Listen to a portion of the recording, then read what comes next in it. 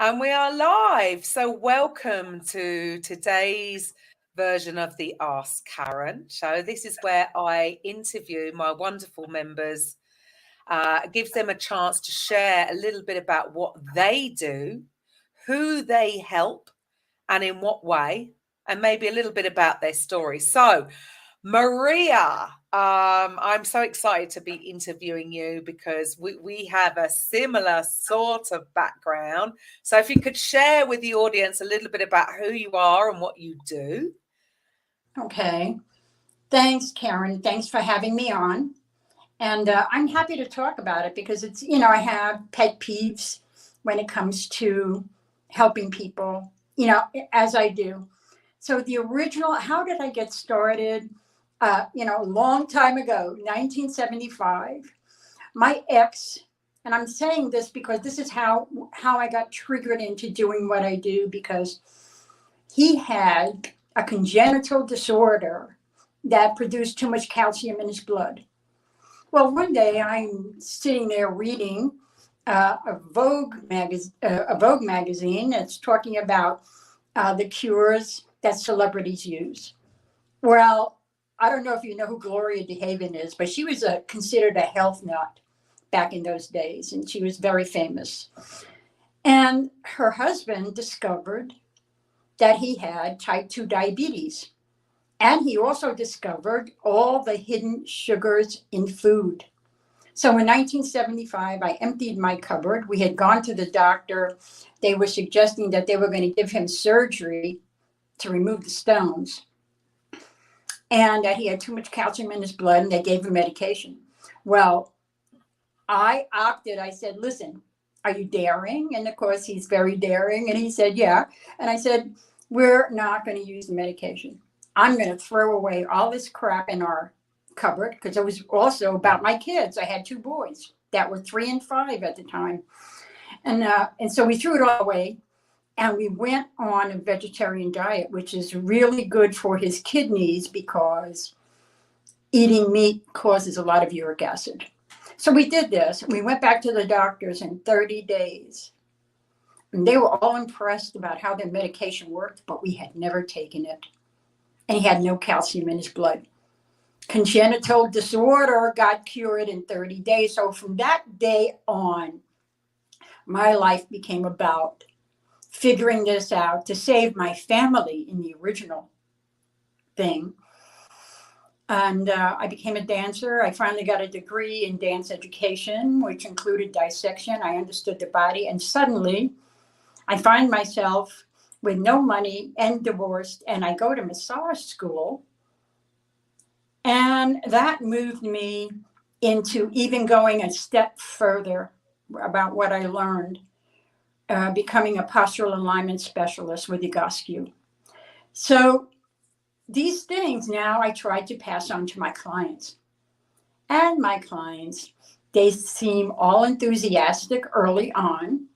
And maybe in the first, maybe weeks, they do what I tell them. And I always give them homework. There's no way that one massage, is ever going to help anybody, unless they make changes to their lifestyle and unless they make changes to how they use their body. So I include training, which, I'm on text with them in the middle of the night and they're asking me questions. I don't mind. If it's going to work, it's my passion if it's going to work. But then after a short while, they don't do the homework anymore. And all of a sudden, they don't get it. They don't understand it. And I got suddenly sick and tired. It wasn't sudden. It's taken a long time. I had the patience of Job. But I got sick and tired. I really do. Even my clients tell me that. I could not believe that people wanted to stay the way they were, living in pain, having digestive problems, all kinds of situations. And they are not getting better. And I'm thinking to myself, well, why do you come in here, every week or every 2 weeks or whatever, and I fix you, that makes you happy, and you go home and you do the same things over and over again. Well, I mean, I think this is why therapists, massage therapists, and doctors even get burnout because Well, you do the work and there's no result. I mean, yeah. that doesn't inspire people to continue doing the work, does it? No, not at all. I mean, the thing is, I suppose we all, as human beings, it can be easy for us to get complacent. And I suppose when they're coming to you initially, if they're in that much pain, because again, as humans, we actually run away from pain Correct. more. So if we're in real pain and then you treat us and the pain subsides, so the pain's not as intense, we get a little bit complacent because the pain isn't quite enough for us to do the changes. And we're in this, instant gratification era where we just, we want the pain to go, but we just want something done quickly and easily so that we don't have to actually change anything that we're doing on a day-to-day basis to stop it. Would you agree with that? I do, and I guess that's a very good take on it because I spent 2 years, believe it or not, working at McCarran Airport here in Las Vegas. And I had, believe it or not, I had return business there because a lot of people fly into Vegas for business on a monthly basis or, biweekly. And so I had a lot of repeat customers. And this one guy, I said, we went through this when you were here. And I said, look at what's happening. Because he had, now nobody's going to believe me when I say this, but he had shoulders that were rolled forward. And when he first came to me, he couldn't breathe because, it was compressing his chest and he couldn't take a breath. So when I worked on him, he was doing great. He goes, oh, wow, I can't believe. So I said, now you have to do this homework. You have to do door stretches. You have to keep your pecs from open up. Correct. So I sent him away with that. And he comes back a month later, almost as bad as he was when he originally came. So I'm going to say, you know how scary it is not to be able to breathe? That's very scary. But I'm wondering, how come this is so scary and you have allowed yourself to, shut off the capacity to breathe almost as bad as you were in the beginning? So I don't know. I find that somehow, I guess it's me, because I find that somehow crazy. I totally agree. But I can understand it only from the point of, at the end of the day, we humans, Right. we can have 60 to 70,000 thoughts per day. And they reckon over 90% of those thoughts per day can be the same as what we had yesterday. So we are habitual creatures. We Correct. are like running a program. And and this is the sad thing, is whether it's trying to fix the body, whether it's trying to fix a business, unfortunately, unless we really are backed into a corner and we're in pain, whether that's financially, whether that's physically, whatever, we are not going to make the changes because it seems to me that it's change that people are resisting against. It might not even be something like, so I'm sure for you, if you're advising them to even just open the chest, something that they've got to do consistently Right. to change. But it's almost like it's the change. It doesn't matter how small or how big the change is. They're resisting against the change because we all just sort of want to go about our business on autopilot. Correct. And you and me know that if we want to create change, something we've got to do consistently, day in, day out, to make the change last. And that's repetition is the cadence of the universe, my dance teacher used to say. And and I understand, because we don't get better unless we approach those unconscious programs. And only you can only do it through repetition. Meditation is a big help, when you really go and rehearse who you're going to be. There and you how go. Rehearse. We've got to practice. Absolutely. And that seems to be the thing. We're so distracted by all these shiny objects, and people just want to continue along that path. Guilty. I've been there, and I understand. And I mean, we all do it. We all do it in certain degrees. Me and you might understand it in that kind of thing, and we think, why would you not do those things, those simple things that you need to do daily to change? But I suppose everybody has their own. Their own. Well, I suppose it's about the priority, right? If they were really, really, really, really, really in pain, they're going to make the effort to do it. Because you're doing such a good job, Maria, the pain is releasing, so they get complacent. Oh well, I don't have to do this every day. So what can you do to really? I mean, I get it, because it's frustrating, right? For you as a therapist, you want to help someone, and they're not helping themselves, right? So what can you do to help people actually make the changes that they need to make to be pain-free? Yeah, it seems crazy. Well, and now that's very interesting, because I have seen the other side, because I worked in chiropractors' offices when I first became a massage therapist for about 6 years. And it wasn't just one chiropractor. I worked in like maybe 4 different ones over time. And sometimes I was working in both of them, 2 different ones at the same time. And what I saw there in terms of what was being offered as healing, I became crazed. I mean, I saw so many horrible things. I'm not even going to go into it. But one of the things that I tell my clients, I said, I think I'm going to quit doing massage, and I'm going to start selling wheelchairs. Because if you continue, will end up there. And maybe at that point in time, no one can fix you. Who knows? Right? Because I've gone into, I don't know why I got started going into chronic pain groups on Facebook, but I did, because I thought these were the people I could help. But actually, I was very wrong, because they have gone down a road that I don't think many of them can come back from. And they went down the medical establishment road, and got surgeries. Now, do I think surgeries ever work? Depends on what kind of surgery you're getting. I mean, if you're getting surgery on joints, I don't think so, because here's why I don't think so. I don't think so because when you compromise a joint, it's going to affect other parts of the body. And that's symptom treating. These people are so messed up. They're getting spinal fusions. They're taking dangerous pain meds, and they're wondering why they don't work. And I have to get out of there, because I'm starting to get, disturbed.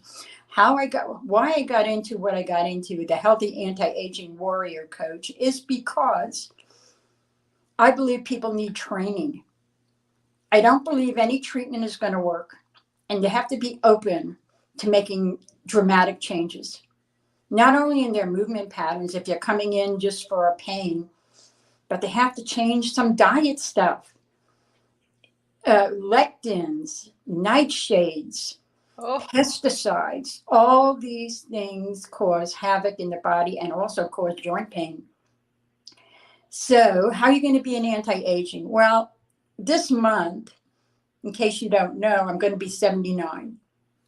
I mean, come on, you really should be the poster woman. I am the poster woman. They don't believe me. They think I'm lying. I take no medications. I still work, and as my practice goes, I continue to work more and more since after our 2-year sabbatical from life. and I'm still functioning. And of course, I have things that I have to cure. And if I hadn't cured those things, I reversed the need for eyeglasses. How about that? If I had not cured perfect blood pressure. if I hadn't cured those things that I had, and come on, I did the same as everybody else, fell off the wagon, ate the sugar, did stupid stuff, and ended up weighing 300 pounds. Wow. Oh, yeah, from eating out. And I thought I was eating right. People don't realize what eating out does. And, I thought I was eating right. I wasn't eating right. I was eating right, but I was eating food that was toxic, full of pesticides and whatever. So as soon as I stopped doing that, I lost 30 pounds.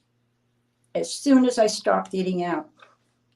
So if I eat out, it's got to be an organic place, and it's got to be very once in a while, because you don't even know what they're doing. Are they using tap water to cook food? Do you know? Mm-hmm. Are they using seed oils because they're cheap? Yeah. Right. So, I mean, it's all microwaves. Yeah, that's another thing. Oh, radiated food. So I know people think, now this is too strict. Well, I mean, all I'm saying is, what are the alternatives? Adopt whatever methods you feel are appropriate for you at this time, but you have to grow and get better. And I don't think anybody can do it all at once. I mean, you can't go from toxic to non-toxic in a day. No. It's a process. And the reason I started working with Karen was my own problems with being, non-productive, not understanding. I honestly did not understand for 1 minute what I had to do to be successful online. I had no clue. And so far, I've made some changes. It has resulted in more activity. And I haven't gone all the way. But I need to do more. And I plan on it. And I want to thank Karen for being very. Bless you. I do want to, because I have to say that you've been very patient with me. You know my tech nonsense stuff that I have. So we all have tech nonsense stuff. But you know what you're just saying there is exactly the same for somebody who needs to make changes in the body. We're all looking for this instant fix. Correct. And whether it's to do with your body, whether it's to do with your business, it's going to be the same process. Nothing is going to happen overnight unless you have such a massive budget that you can outsource to, all these ads. Yeah, come on. If you're doing it organically, if you're doing it, which is there's going to be the same with their body, unless you go and have plastic surgery, which is a whole other ball game and will give you a whole load of other issues. However, that's the only way you're going to have a quick fix, right? The body, as well as the mind, changes need to be consistent over time. There is no quick fix. Repetition is the cadence of the universe. Much as I hated to hear my teachers say it. It's true, isn't it? Yes. It is true. There's nothing, you hear something once, you're not going to make the change. Well, maybe the odd person it's had such an effect on them and they can change. But in general, we need to hear something again and again and again and again for it to come into the subconscious, and then we act on it. So which is the same. So I suppose for you, I would say is, I get it. And I understand it, because as you know, I come from that sort of industry myself, sports therapy. And it can be frustrating because they're not listening. And I do find it frustrating that people don't have the same interest in understanding how they work, because we just think, look, we are at present living in a physical body. Why do you not want to understand how it functions? I mean, but we're not all the same, right? Not everybody has that desire to understand. You do, because of then what's happened in your past and what happened with your partner, that, type 2, something triggered you to make you sit up. I'll tell you what. That's very interesting what you're saying, because I'll tell you what triggered me. my mother was one of the most kind, generous people I've ever met. Now, she lived to be 98, and I ended up taking care of her for almost 12 years. Wow. Do you want to see somebody decline who's a brilliant person that can't recognize you anymore? I know the devastations of age, the way we accept age in this country. And everybody, unless they stop, is going to end up there. Either with Alzheimer's, either with a body that doesn't function, either with a cancer or some other crap. And it's almost like I can stand there. I can almost cry when I think about it because it really hurts me. I stand there and look at somebody who's 40 years old on their way already. Yeah. And they think I'm fooling them because in their mind, they're still invincible. Yeah. And I do think it's getting worse. I mean, I left the therapy industry quite a few years ago now, but what I found was there were children coming in with back problems because they're not out there like we were when we were children, climbing frames. And so we naturally had good core strength. These kids are sat at home on, and obviously in the last 3 years, they're sat on home on machines or on PlayStation. They've got no core strength.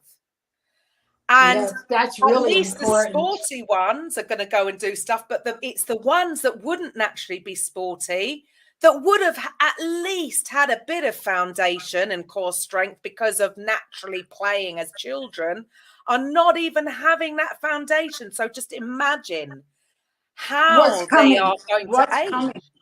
What's coming? I mean, your industry, the industry, there's people need to get into the industry because it's not getting any better.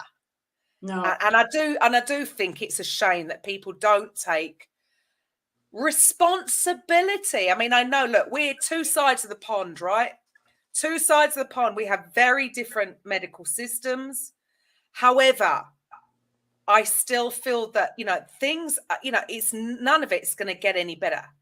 None of it's going to get any better. No, Here, I don't see they're waiting for a tablet from a doctor, somebody in a white coat, to fix things. And we know, as we've just said, things take time. Things need to happen consistently. And over your side of the pond, some people, if they haven't got insurance, they're not going to even get the help. It is a very tragic state. It is. And it's very sad. I mean, it's very sad because people are walking around thinking it's not going to happen to them. And I don't know how else, that's a food for thought because I don't know how else to, get my message out there that, don't think you're at risk. Don't think your kids are at risk. Okay. I don't want to say I told you so.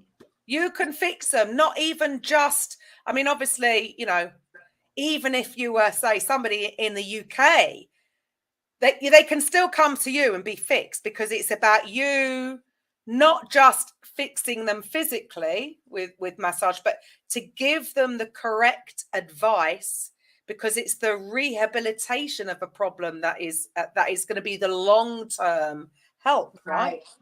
And I think if people have been in pain long enough, that's what I thought about when I went into the the chronic pain groups. I thought, well, they've been in pain long enough. They're going to want to get out. But they don't. They don't believe me. I don't believe things can change. I suppose it can be easy for us to get used to a certain amount of pain. So then we think there's no way out. So you become accustomed. Right. And addicted. Don't forget they're addicted to drugs. Yes. Yes, painkillers, anti-inflammatory, because that's the only advice. All these names of all these different painkillers I've never heard of. It's that crazy. I'm thinking, wow. Well, if you can't pronounce it, it can't be good, can it, Maria? They used to say that about, preservatives in food. I mean, it's really true. Who the heck knows what this stuff is? And of course, who's making the big money on these surgeries? I actually had somebody, because I wanted to help this one girl. She seemed to be not all the way in there yet. And I said to her, I said, I think you should look for in your area, because I'm not making any money on this. Go look in your area for a myofascial release therapist. I said, I think it will help you. So some guy jumps in and goes, that's ridiculous, massage with the amount of pain we're in. And I said, I guess you don't know. I said, but I have several clients that I can put the testimonials right in here that I have reversed the need for surgery. So they don't know. That's the other thing. No, it can be. I mean, I'm a total believer that most things are solvable, but you need to know how. And it's not going to come straight away. So what you're giving people is not just advice on what they can do now, but you're giving them advice of, okay, this needs to change. This needs to change. Even if you're sitting at a desk, like I know I'm terrible, even where I am now. If I was giving somebody advice, I'd be like, well, that needs to change. And that, because I'm starting to slouch. We need to be, everything we're doing is, like you said earlier, about somebody's lungs. Not, if we're permanently slouching, so we're closing in this area, we all need to open up more. So what you're doing is helping them more of a long term, because you might be able to fix them straight away, but if they go back to their old habitual patterns, it's just going to be the same. So what you're doing is trying to change their habitual patterns so they find release. I have a question for you. Yeah. Because I have some exercises that are on YouTube that I, geared up for my clients. So there's not much of an explanation on there. There's just a description and me going through the exercises. And, these are a little older, but they're still the same. So I'm wondering, should I put on either, in my group or in the public page, one of these exercises and do an explanation of it?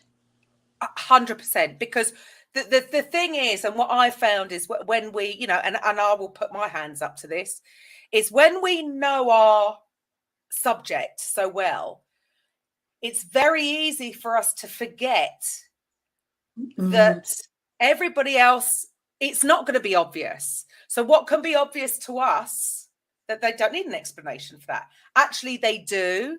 And I get it, there's a fine line between, we don't want to patronize people, but at the same time, if people haven't been taught this stuff, they do not know.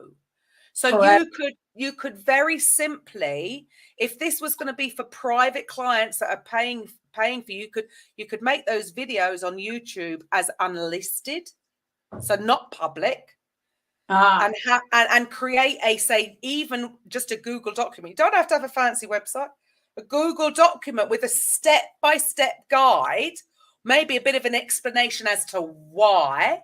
Because when people understand why they should be doing something, it might be easy for them to actually stick to it. So a short and no, even myofascial, a lot of people would be like, what on earth is that? So total layman's terms, it doesn't have to be the specific medical scientific words that you use, but layman's terms onto the explanation of why they should be doing something, followed by a step-by-step guide on how they should do it, and maybe how long for, how consistently, because a lot of people think, I can just stretch and hold it for a few seconds. No, if you want to change the length of you've got to be stretching for about 90 seconds before you have any kind of change in the length of the muscle. And people don't know this. So think of it as, treat it like you're trying to explain it to a 5-year-old without being patronizing, because if people understand it, they're going to understand it. But you need to spell it out for people. People need to understand why they're doing something and exactly how they should be doing it. So that would be, you can use all the stuff that you've got available already, and then have it, so, if you only wanted certain people to have access to that, you could upload it onto a Google Drive. Got it. A Google Doc with a link to that video, and just share that with that particular person. So yes, start to build a library, and just remember that people wouldn't necessarily know this stuff unless they come from the industry. Right. Yeah. That's very interesting. So in other words, do not share this with. Well, I mean, there's some and some, if it depends, we want to give a certain amount of stuff to people. The people need to understand that, man, Maria knows her stuff, like really much, so some stuff you can give. But if there was something where you're going to help somebody get over something specific over a period of time, you could keep that specific package private. Does that make sense? Yes, it really does. Because we can't give everything away. You're not a charity, Maria. Right? So you're still in business. I've been. And this is the trouble. People like you, people who are natural coaches, therapists, healers, very good at giving, sometimes not so good at receiving. But the sad fact is, Maria, sometimes when you give all that information for free, people they just don't even accept it and use it. Whereas if they've paid for it, right, and they know that knowledge is going to change and reduce their pain, they will actually act on it. And unfortunately, that is the sad fact. So know your worth, Maria. You're doing a wonderful job and you're reducing people's pain. People are always coming away from pain. So stick with it, Maria. Thank you, Karen. Awesome. That's really some great advice. I need to really do some altering on some of the things that I give away. Yeah, don't worry. Look, the tech stuff, and I know you don't, it don't overcomplicate it. It doesn't have to be that complicated. You're doing an amazing job, and you should be the poster woman for, come on. I know. I think that that's the results speak for themselves. I don't care. I don't think I'm going to live forever. That's not my plan. You know what my plan is? To not end up not being able to recognize my kids. That's my plan. It's all about quality, isn't it? It's all about quality of life. Who cares if I die tomorrow? We would. Maria, I know, but what I'm saying is, that's not the important thing. The important thing is not ending up in a bed with tubes coming out of me or something. Yeah. That's what it's about. It's not about, living to be 150, although I'd like to try it. Yeah, but you've consciously made a decision. It's not like you've just naturally got there. You've consciously made changes to your lifestyle to reduce the toxins, to improve the nutrition, and not necessarily what the government tell us what is healthy and not, because as we know, that it's not always the truth. So you've consciously made a decision to address the issues with anti-aging. So anybody out there, trust me, this lady knows her stuff. So if you're into anti-aging and you want to live healthier for longer, get in touch. Wonderful. Maria, as always, I could talk to you forever. I'm really grateful for our connection as well. So all the best, my lovely. Thank you, Karen. It's been my pleasure. And thanks for having me.